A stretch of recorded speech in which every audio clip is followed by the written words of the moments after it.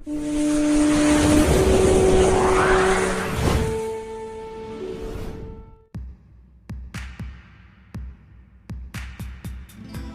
harimau masuk perangkap BKSDA di Aceh Selatan. Seekor harimau yang berkeliaran di kawasan perkebunan Gampong Jembudalem, Trumon Timur, Kabupaten Aceh Selatan, berhasil masuk perangkap tim BKSDA setempat, Senin 15 Juni 2020. Dilansir Waspada Aceh.com, harimau Sumatera sengaja dijebak masuk perangkap tim Balai Konservasi Sumber Daya Alam BKSDA Aceh Selatan, karena kehadiran satwa dilindungi tersebut meresahkan masyarakat untuk berkebun.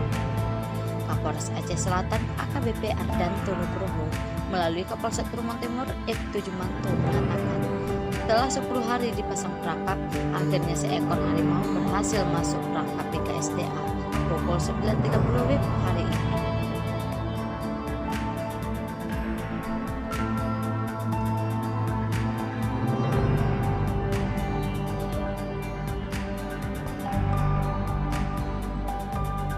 Untuk sekarang sudah diamankan di Gampong Jernih, Trumon Timur, katanya.